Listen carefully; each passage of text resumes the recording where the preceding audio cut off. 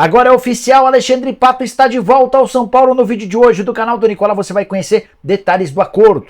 Preciso te falar também sobre Paulinho. Corinthians não divulgou de forma pública, mas tudo se encaminha para que ele precise passar por uma nova cirurgia no joelho. Quero falar também sobre o Palmeiras, quanto o Verdão embolsa se o PSG quiser de fato levar o Abel Ferreira. Já o zagueiro Samir, revelado no Flamengo, parece estar de novo nos planos rubro-negros. Fala ainda sobre a SAF do Vasco, uma baita confusão envolvendo dirigentes da SAF e do Cruz Maltino. Enfim, tem muita coisa legal, tenho certeza que você vai curtir o vídeo. Antes, deixa eu só me apresentar, me chamo Jorge Nicola, jornalista esportivo e dono desse canal com quase 1.300.000 pessoas, com a missão de te deixar por dentro do mercado, bastidores, finanças e muito mais. Para não perder nada, é só apertar o botão vermelho de inscreva-se. Combinado? Curtiu o vídeo também, deixa like. Bora contar que todo esse conteúdo é um oferecimento de Betano. Tô colocando na tela os jogos desse sábado do Campeonato Brasileiro com os meus palpites para te ajudar na hora H. Tem Atlético Paranaense e Grêmio, para mim dá Furacão. Fortaleza e Vasco da Gama, vou de Fortaleza. Flamengo e Cruzeiro, pensei e decidi em menos 2,5 gols. Para completar Cuiabá e Curitiba, tô imaginando vitória do Cuiabá. Tem ainda São Paulo e Goiás. O tricolor, diante de um Morumbi lotado, tem tudo para sair com 3 pontos. Se você manja de futebol, é bom de palpite, então pegue agora mesmo o link que está no comentário fixo, faça seu cadastro e vem se divertir comigo na Betano. Combinado? Bora começar o vídeo com o tradicional giro de notícias. A primeira informação é sobre Nino Paraíba, que teve recentemente seu afastamento divulgado no América. Ele foi envolvido, foi descoberto no esquema de manipulação de resultados por meio de apostas. E em depoimento ao Ministério Público, ele admitiu ter recebido dinheiro para tomar cartões em 3 jogos. Detalhe que esses jogos nem estavam nas investigações do Ministério Público, eram essas as partidas: Flamengo e Ceará, Ceará e São Paulo, Ceará e Cuiabá. Bora falar ainda sobre desdobramentos dessa investigação. Aleph Manga, atacante do Curitiba, prestou depoimento e foi reintegrado ao elenco do Coxa. O Ministério Público não consegue indiciá-lo por não ter provas e o Curitiba decidiu devolver o atacante ao elenco, o atleta que não atua desde a 4ª rodada do Brasileirão. Bora falar sobre Ramon Menezes, o técnico da Seleção Brasileira Sub-20, que está disputando a Copa do Mundo da categoria, vai vir ao Brasil no domingo para fazer a convocação para os jogos amistosos da seleção principal contra Guiné e Senegal. O Brasil ainda não conseguiu encontrar um técnico para sua seleção principal. Quero falar também sobre o Botafogo, que chegou a 45 mil sócios torcedores, um bom acréscimo. Esse número foi divulgado nessa sexta-feira pelo Botafogo. Já o Cruzeiro bateu 58 mil sócios torcedores, também impulsionado pelo bom desempenho do time no Campeonato Brasileiro. Fechando o giro de notícias, trazer a informação de que o Atlético Mineiro anunciou o retorno de Otávio, volante liberado pelo departamento médico, aos treinos com o grupo. Ele vinha de um longo tempo de inatividade por conta de uma recuperação física. Por falar em problemas físicos, quero te atualizar sobre Paulinho. Corinthians ainda não se manifestou de forma oficial, mas tudo se encaminha para que o Paulinho precise passar por uma nova cirurgia no joelho, demandando de 6 a 8 meses de recuperação. Paulinho, que vinha de um processo de recuperação de 8 meses de uma lesão da temporada passada. Havia acabado de voltar, estava recém atingindo o condicionamento físico ideal, e numa posição que nem parecia mais apropriada para ele, mas como primeiro volante, mas vinha desempenhando bem. Na última quarta-feira, no jogo contra o Argentino Júnior, saiu contundido, suspeita de entorse no joelho. Nessa sexta-feira ele passou por exames de imagem e o Neto, no seu programa na Band, já cravou que ele vai precisar passar por cirurgia. Fui ouvir uma fonte minha no Corinthians, a pessoa confirmou a informação, embora o Corinthians ainda seja mais cauteloso, dizendo que ainda precisa de mais tempo para fazer essa avaliação. Importante contar que foi no mesmo joelho operado na temporada passada. A suspeita de lesão ligamentar é grande e aí demandaria de 6 a 8 meses. A pergunta que fica é: será que o Paulinho está preparado para mais um período fora dos campos? Quase um ano de recuperação com fisioterapia? Ou ele pode cogitar aposentadoria? Atleta que está chegando aos 35 anos de idade, tinha proposta oficial para deixar o Corinthians para jogar no Red Bull Bragantino, e antes dessa ligeira boa fase como primeiro volante, o próprio Paulinho já cogitava deixar o Corinthians. A relação com o Timão andava meio estremecida. Queria saber a sua opinião sobre o assunto, use o espaço para comentários e avalie. Combinado? Bora falar agora sobre a SAF do Vasco, que está rachada. Clima péssimo, os resultados em campo contribuem para uma desarmonia total entre o presidente do Vasco, Jorge Salgado, o CEO da 777, o Luiz Melo, e o Paulo Brax, que é o diretor esportivo, diretor de futebol da 777. O clima hostil entre as partes tem Luiz Melo como figura principal, como o protagonista. Ele era dirigente do clube, quando a SAF do Vasco foi adquirida pela 777, se mudou para a 777, o que causou estranhamento e um estremecimento. Diante da falta de resultados e do fato de o Paulo Brax a todo instante pedir mais dinheiro para contratações e o Melo não liberar, isso tudo gerou um estresse enorme. Para piorar, vira e mexe resgatam postagens feitas pelo Luiz Melo antes de ser contratado pelo Vasco. Ele se declarava torcedor do Flamengo, logo do grande rival, e diante desse cenário todo a situação é bastante ruim. Em paralelo a isso, o pessoal do Vasco e da 777 tenta antecipação de 120 milhões de reais que estão previstos para serem depositados pela empresa norte-americana em setembro. A ideia é que esse dinheiro já esteja em caixa a partir de julho, para que o Cruz Maltino possa se reforçar na janela que se inicia em 3 de julho e termina em 2 de agosto.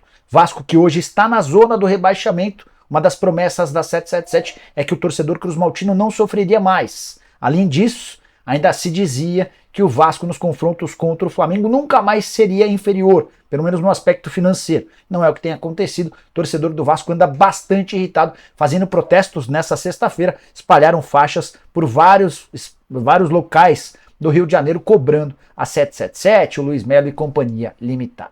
Bora falar agora sobre o Palmeiras. Os boatos de que Abel Ferreira pode ir para o PSG prosseguem na imprensa europeia. Ele tem uma relação muito forte com o Luiz Campos, que é o diretor esportivo do PSG. Trabalharam juntos, são portugueses, têm uma relação de 20 anos. E é em meio a esse contexto que já tem torcedor palmeirense preocupado. Você acha que há motivo para tanta preocupação? Sinceramente, eu não sei. Palmeiras garante não ter sido procurado. Representantes do Abel dizem que há conversas, mas sem proposta oficial, nem nada disso. Ele é só mais um nome entre as possibilidades que o PSG avalia para a próxima temporada. A informação que eu queria dividir com vocês com exclusividade é quanto o Palmeiras fatura se o PSG levar o Abel nessa janela de transferências. Para começar, o cálculo da multa rescisória, que é prevista para os dois lados, se o Palmeiras dispensar o Abel ou se o Abel pedir para sair, o cálculo é o mesmo.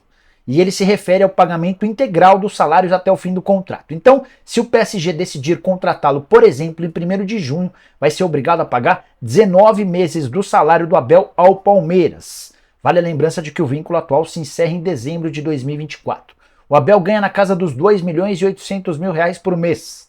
Você multiplica 19 por 2 milhões e 800 mil e chega a 53 milhões de reais ou 10 milhões de euros. Seria de longe o maior lucro de um clube brasileiro com a saída de um treinador.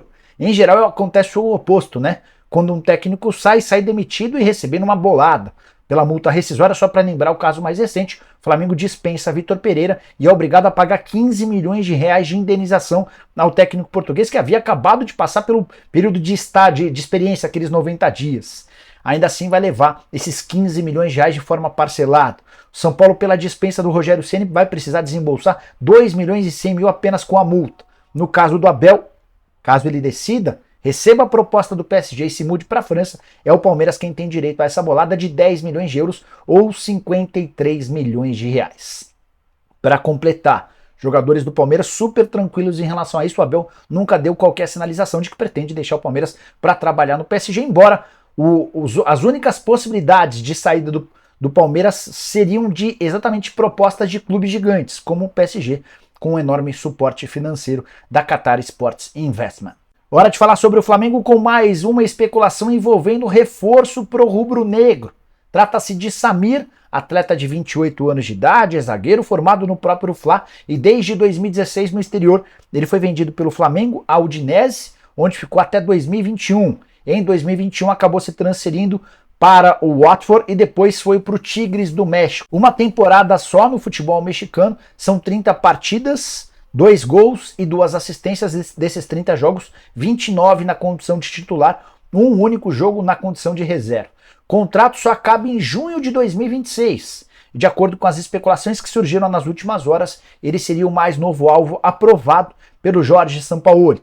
Fla que já fechou com o Rossi, goleiro do Boca Juniors, que já contratou Luiz Araújo, ex-jogador do São Paulo, atualmente no Atlanta United, e tem negociações com Alan, volante do Atlético Mineiro, e com De La Cruz, meio atacante que pertence ao River Plate. Para fechar o vídeo dessa sexta-feira com a principal notícia do dia, Alexandre Pato está de volta ao tricolor agora de forma oficial. São Paulo, no meio da tarde, confirmou nas suas redes sociais o retorno do atacante.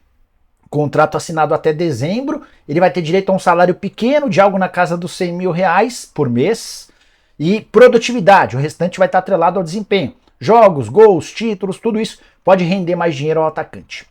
Importante contar que o Pato só volta ao São Paulo porque fez todo o esforço do mundo para ser recontratado. Ele não queria jogar em outro clube que não tricolor.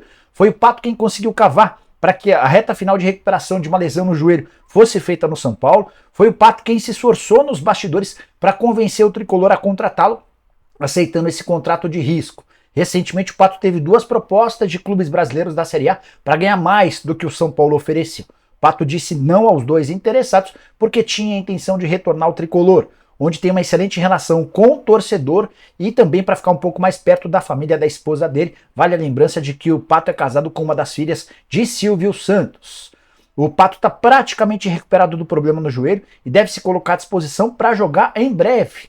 Apesar de a janela de transferências estar fechada, o caso do Pato é diferente, é uma exceção, até porque quando deu o fechamento da janela em 4 de abril ele estava desempregado, ou seja, ele pode ser inscrito a qualquer momento e assim que tiver condição e contar com o aval do Dorival Júnior, será escalado.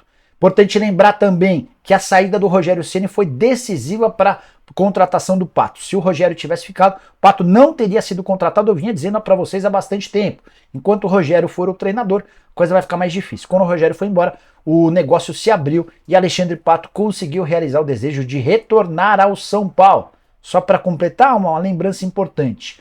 Na última passagem do Pato, o Pato e o São Paulo optaram pela rescisão do contrato e o jogador abriu mão de um caminhão de dinheiro que teria direito. Isso acabou pegando muito bem em relação a torcedores e também dirigentes do São Paulo. Os caras entenderam que o Pato foi super bacana com o tricolor e ele poderia cobrar essa grana, abriu mão do dinheiro. Isso também facilitou seu retorno ao São Paulo.